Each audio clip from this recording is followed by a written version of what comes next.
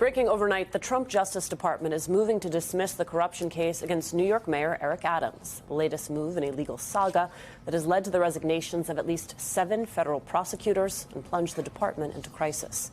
NBC News reports that earlier on Friday, Emile Beauvais, Trump's former defense attorney and the current acting deputy attorney general, convened a meeting with those left in the department's public integrity unit to determine who would sign the motion to dismiss the case. At that meeting, Beauvais expressly promised leadership positions to those who agreed to sign and file it. That is, according to 2 former officials who remain in contact with Main Justice. The filing does not end the matter. A judge now has to agree to the dismissal motion. With us now, former Deputy Chief of the Southern District of New York's Criminal Division, Christy Greenberg. Christy, I mean, the news is really newsing on this one. So there are many people that have resigned, 7 to be exact, over this. What they're saying is an improper ask by Main Justice, the United States Justice Department, to the Southern District of New York. Danielle Sassoon, who was the former acting U.S. attorney for New York Southern District, she first resigned. I want to read the letter, though, from Scotton, okay? This Hagen Scotton, I will read an excerpt from it. Any U.S. attorney would know that our laws and traditions do not allow using the prosecutorial power to influence other citizens, much less elected officials, in this way. If no lawyer within earshot of the president is willing to give him that advice, then I expect you will eventually find someone who is enough of a fool or enough of a coward to file your motion. But it was never going to be me. That motion has since been filed. It seems that they found a fool or a coward. What is your take on this? Well, I will say that kind of a letter for lawyers, this was as hard a diss as Kendrick Lamar's performance dissing Drake at the Super Bowl. That's kind of what this was for us. I mean, like having this letter be read on Valentine's Day, it was like poetry. I mean, it was so well done, and it was so necessary for him to speak as plainly as he did, because he's right. Only a fool or a coward would file this motion to dismiss a righteous criminal case. And who is that fool and coward? Well, Emile Beauvais signs that motion that was made last night in the Southern District of New York to drop this case, along with 2 other career prosecutors who hard to know exactly what their motives were, but it sounds like he was really exerting quite a lot of pressure at DOJ to get somebody to step up. Otherwise, he was threatening to fire all of them. So under extreme coercion, it sounds like he got 2 other people to sign on to this. But ultimately, he filed a notice of appearance. He's going to have to stand up in court and defend why this is actually in good faith. And it's so plainly not. I mean, you see really with Danielle Sassoon and Hagen Scotton versus Emile Beauvais, who also was at the Southern District of New York, really a tale of 2 SDNY prosecutors. You have the one side where they are backing up their prosecutors, backing up their team.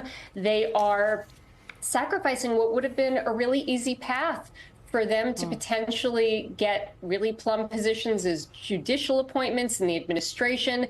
And instead, now they have a headache of investigations, potential lawsuits, threats, enemies in their own part, or at least with some in their own party, right? They took the hard road, but they did the right thing, and they spoke truth to power. And then you have the opposite. You have someone like Emile who really sold his soul for power. That's just plainly what happened here. His memos are nasty. They're brash. They're disingenuous. He kind of changes his reasoning throughout, from memo to memo.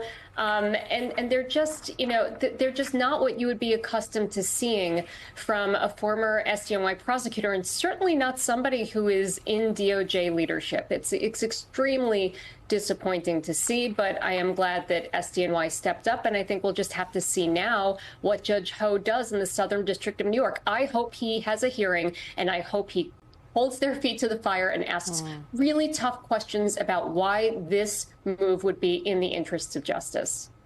Well, the interest of justice is not something that is important to this Justice Department. We talk about fools and cowards. That's all we seem to have running it right now. And then when you want to extrapolate that out a little bit further, you can include the mayor of New York, who went on Fox News to talk about what his lawyer had to say about all of this didn't amount to a quid pro quo. Let's take a listen to the Honorable Mayor.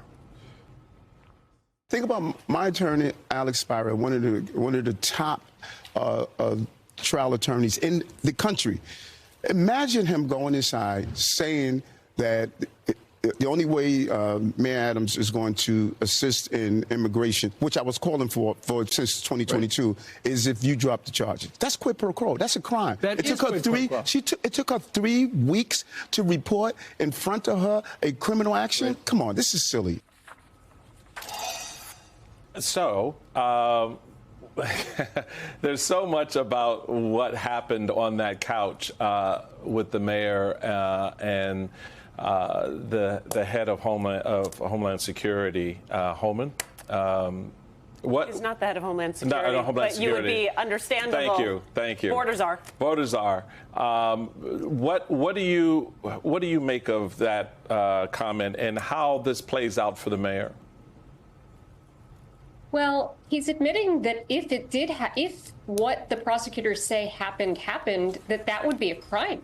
So really, then the question is, well, are the prosecutors telling the truth here? And there's an easy way to get to the bottom of that. Judge Ho can have a hearing, and he can have the various people who were in that meeting where Danielle Sassoon says it was plain as day that Adams's attorneys were saying we would provide immigration enforcement only if this case is dismissed. Was that said? Were there any communications of that nature that was said? Let's hear from the prosecutors who are in those meetings and in those communications. Let's get any written communications that they had. And then you can also, hear from the defense attorneys and get their version. And it's up to the judge to determine who is credible. Danielle Sassoon has absolutely no incentive to lie about this. None whatsoever. I personally know her. I worked with her. I believe her. Again, and there are multiple prosecutors there that are in the room. I know the others as well. These are not people who are going to make up something like that. So I think really Judge Ho needs to look at that. And then if in fact Judge Ho determines that that did occur, one, it's hard to see how this case gets dismissed, even though he doesn't have a whole lot of options here to continue a case if the prosecutors don't want to. But it's hard to say that with leave of court, this would be in the public interest if really it was just this quid pro quo for the abuse of prosecutorial power to be used to influence politics. That's not what we're supposed to do in those roles. But he should ask those questions, make those factual findings. And then I think in terms of the mayor, there's a real question for Governor Hochul. If Judge Ho makes the finding that quid pro quo did happen, then, I don't see how she doesn't remove him. I mean, it's just blatant corruption right before our eyes. And, the fact that one of the other interesting parts of the memo is that DOJ is seeking to have this case dismissed because his security clearances were removed. And they're saying, well, now he can't deal with national security threats. Well, isn't the question, why was his security clearance removed? What about this case? There's a lot that's classified in this case that the public doesn't know. So what in that classified information is justifying removing his security clearance? There's clearly a lot more going on. We know that Danielle Sassoon also wanted to bring additional charges for obstruction. This is really serious. I don't think people quite appreciate how serious it is, but when you see that in black and white, you wonder, how is it in the public interest just to drop the case? Shouldn't we be asking, why it is that we have a mayor who isn't privy to this sensitive information, that such an official's thought he shouldn't have it? So I really think she is going to have to be presented with that choice of whether or not somebody who is blatantly corrupt, who is making those corrupt deals out in the open on Fox News, whether he should be the mayor because he's clearly serving his own interests above that of those of the people. To your point, our colleague Rachel Maddow had Governor Hochul on her show on Thursday, and Hochul said, "I have to do what's smart, what's right, and I'm consulting with other leaders in government at this time." Rachel then pushed her and said, Hochul said, of course I am, considering all of this. No timeline on that, though. Christy Greenberg, thank you.